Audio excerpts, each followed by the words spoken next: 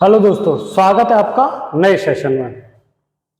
हमने last session में देखा भाग 5 संघ यूनियन को, जो था आर्टिकल 52 से 151 तक। संघ में हमने केंद्र की व्यवस्थाओं को देखा, जिसमें केंद्र की कार्यपालिका, केंद्र की विधायिका और केंद्र की न्यायपालिका। अगर आज हम देखें तो आज भाग 6, जिसमें हम देखेंगे राज्य को, आर्टिकल 152 से 237 तक, जिसमें राज्य की कार्यपालिका, राज्य की विधायिका और हाई कोर्ट यानी उच्च न्यायालय की व्यवस्था को आज हम देख रहे होंगे, और उसके साथ साथ डिस्ट्रिक्ट कोर्ट को भी हम आज देख रहे होंगे। न्यायपालिका 3 स्तरों पर दिखाई देती है, सामान्यतः जिला स्तर पर, राज्य स्तर पर और संघ यानी देश के स्तर पर सुप्रीम कोर्ट। तो शुरू करते हैं आज के सेशन को। आर्टिकल 152 जो आर्टिकल है वह बात करता है कि जम्मू कश्मीर राज्य की श्रेणी में सम्मिलित नहीं है, जो अब राज्य की श्रेणी में सम्मिलित हो गया है, या फिर कहें यूटीज की श्रेणी में शामिल हो गया। किंतु हम पढ़ते 153 से हैं। 153 क्या कहता है? राज्य का एक राज्यपाल होगा, राज्य का एक राज्यपाल होगा। जिस प्रकार अगर हम देखें संघ में राष्ट्रपति है, उसी प्रकार राष्ट्रपति के प्रतिनिधि के रूप में राज्य में राज्यपाल कार्य करते हैं। तो राज्य का राज्यपाल। आर्टिकल 154 क्या कहता है? राज्य की कार्यपालिका, एग्जीक्यूटिव का प्रमुख, यानी कि राज्य कार्यपालिका की शक्ति किसके पद में निहित होगी? तो राज्यपाल के पद में। तो राज्य की कार्यपालिका शक्ति का प्रमुख कौन होगा? राज्यपाल। आर्टिकल 155 क्या कहता है? कि राज्यपाल की नियुक्ति राष्ट्रपति के द्वारा होगी। तो राष्ट्रपति जिसे चाहे उसे राज्यपाल बना सकते हैं। तो राज्यपाल जो कार्य करते हैं वो राष्ट्रपति के प्रसाद पर्यंत कार्य करते हैं, यानी कि राष्ट्रपति की इच्छा के अनुसार कार्य करते हैं। और इसी चीज को समझेंगे आर्टिकल 156 में। राज्यपाल की पदावधि, टेन्योर, कार्यकाल अगर हम देखें तो सामान्यतः 5 वर्ष का होता है, किंतु राष्ट्रपति के प्रसाद पर्यंत, राष्ट्रपति अगर बीच में हटाना चाहे 5 वर्ष से पहले तो हटा सकता है, और अगर राष्ट्रपति चाहे तो 5 वर्ष के बाद भी उन्हें राज्यपाल बना सकता है, उसी राज्य का या किसी अन्य राज्य का। तो राज्यपाल का पद प्रसाद पर्यंत होता है राष्ट्रपति के पद के। आर्टिकल 163 राज्यपाल की सहायता के लिए, राज्यपाल की सहायता यानी कि कार्यपालिका की सहायता के लिए राज्यपाल मंत्रिपरिषद का गठन करते हैं। किसका? मंत्रिपरिषद का, काउंसिल ऑफ मिनिस्टर्स। 164 मुख्यमंत्री और मंत्री की नियुक्ति कौन करता है? राज्यपाल। जिस प्रकार हम देखें आर्टिकल 75 में प्रधानमंत्री और मंत्री की नियुक्ति राष्ट्रपति जी कर रहे हैं, उसी प्रकार राज्य में मुख्यमंत्री और मंत्री की नियुक्ति राज्यपाल जी कर रहे हैं। समझ में आया? 164 के तहत। 165 क्या है? राज्य का महाअधिवक्ता। हम देख रहे थे आर्टिकल 76 में भारत का महान्यायवादी, उसी प्रकार राज्य में होता है राज्य का महाअधिवक्ता, राज्य सरकार का वकील। राज्य सरकार का वकील वह कौन होता था? संघ सरकार का वकील। ठीक है। 168 बात करता है राज्य के विधानमंडल की। राज्य में विधानमंडल क्या होगा? तो राज्य का विधानमंडल देखें तो मैक्सिमम 3 चीजें हो सकती है और मिनिमम 2। कैसे? अगर राज्य है तो वहां विधानसभा और राज्यपाल तो होंगे ही, यह आवश्यक नहीं है कि विधान परिषद हो। वर्तमान में कुछ राज्यों में, जिसमें 6 राज्य हैं, उनमें विधान परिषद है। ट्रिक क्या है विधान परिषद याद करने की? तू बी एम ए कर, तू बी एम ए कर। बहुत सिंपल ट्रिक है। कैसे? टी यानी कि Telangana, U Uttar Pradesh, B Bihar, M Maharashtra, A Andhra Pradesh, कर कर्नाटक। तो कितने हो गए? 6 राज्य। तेलंगाना, उत्तर प्रदेश, बिहार, महाराष्ट्र, आंध्र प्रदेश, कर्नाटक। तो वर्तमान में 6 राज्यों में विधान परिषद हैं। विधान परिषद कितने राज्यों में? 6 राज्यों में। हर राज्य में विधानसभा और राज्यपाल तो होते ही हैं। कुछ राज्यों में, जो बड़े राज्य हैं अमूमन, उनमें विधान परिषद भी कार्य करती है, जिससे कि सदस्यों को एमएलसी बोलते हैं। क्या बोलते हैं? MLC, member of legislative council. ठीक है, अगला 170 विधानसभा की संरचना। विधानसभा की संरचना क्या है? तो विधानसभा, हर राज्य में विधानसभा होती है, इसकी अधिकतम सदस्य संख्या 500 और मिनिमम 60 होती है। कुछ अपवाद हैं जैसे गोवा, सिक्किम, ये अपवाद हैं, यहाँ 60 से कम सीटें हैं, मगर संविधान में 60 से 500 सीटों के मध्य यह माना गया है कि विधानसभा की सीटें होती हैं। अधिकतम देखें तो उत्तर प्रदेश में 403 वर्तमान में, क्योंकि एक सदस्य जो एंग्लो इंडियन से उसको हटा दिया गया, तो वर्तमान में 403 सदस्य हैं उत्तर प्रदेश की विधानसभा में मैक्सिमम।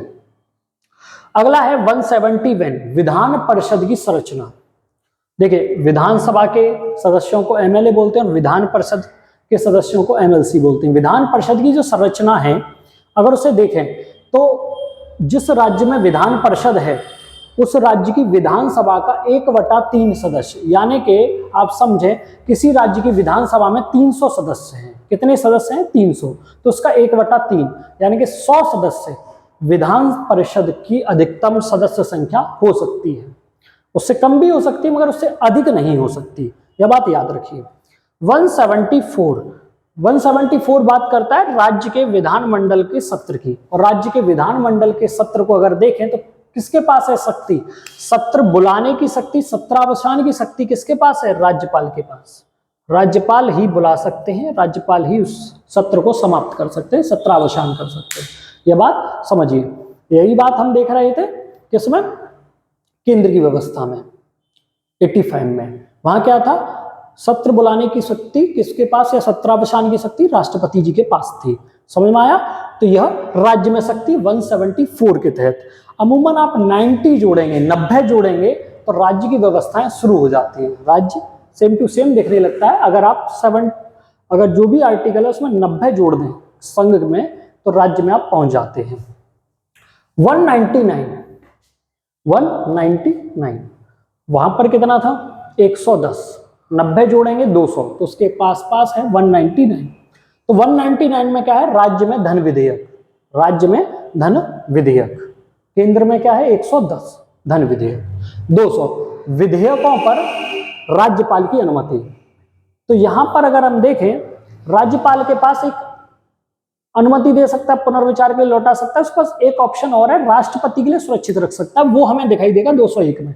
तो कोई विधेयक ऐसा आता है जिस पर विचार की आवश्यकता है या केंद्र की व्यवस्थाओं में हलचल करता है या केंद्र की व्यवस्थाओं को में इंटरफेयर कर सकता है, तो वह विधेयक राष्ट्रपति के लिए आरक्षित कर देते हैं राज्यपाल। किसको भेज देते हैं? राष्ट्रपति जी को।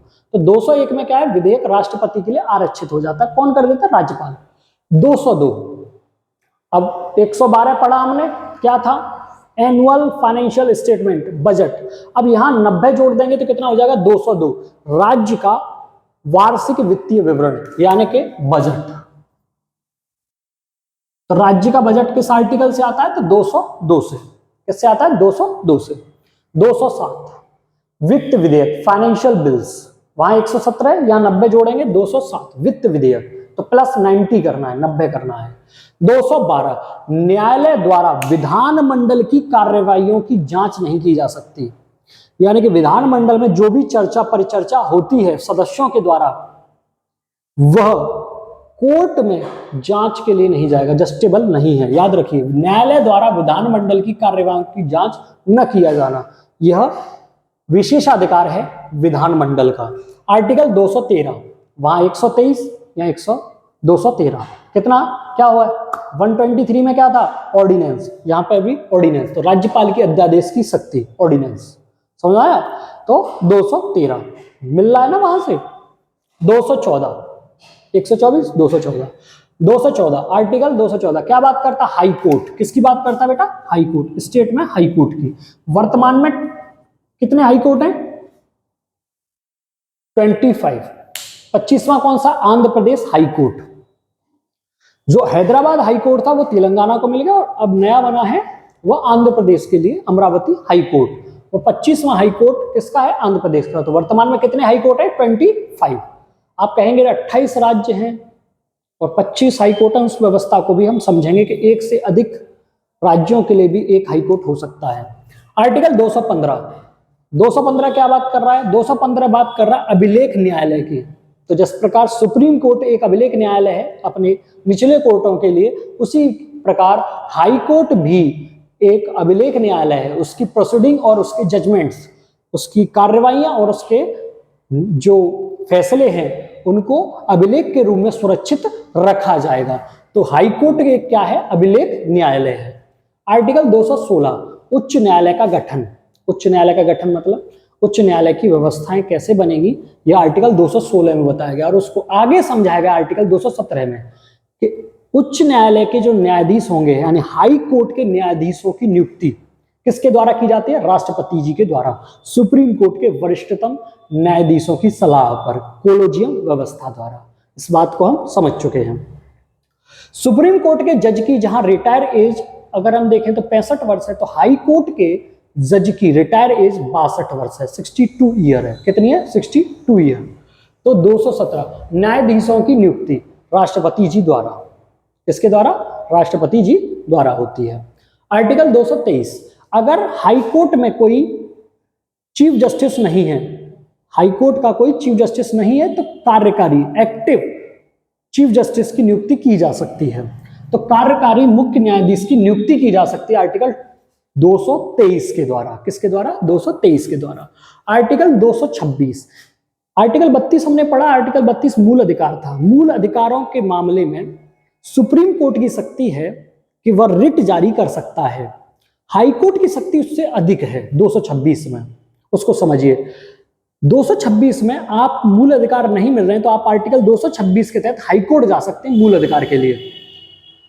और हाई कोर्ट की शक्ति केवल मूल अधिकार के मामले में नहीं है, अन्य मामले में भी हाई कोर्ट रिट जारी कर सकता है। हाई कोर्ट मूल अधिकारों के अलावा भी रिट जारी कर सकता है, किंतु यह जो मूल अधिकारों के मामले में सुप्रीम कोर्ट रिट जारी कर ही सकता है, उसकी वह करेगा ही करेगा, किंतु हाई कोर्ट पर यह आवश्यक नहीं है कि वह रिट जारी करे या न करे, वह स्वतंत्र है इस मामले में। यह बात याद रखिए। 226 आर्टिकल 231 वही आर्टिकल जो हम समझा रहे थे कि 25 आपके राज्य हैं और आपके 28 राज्य हैं और 25 हाई कोर्ट हैं, तो एक से अधिक राज्य, तो 2 या 2 से अधिक राज्यों के लिए एक हाई कोर्ट हो सकता है, यह आर्टिकल 231 कह रहा है।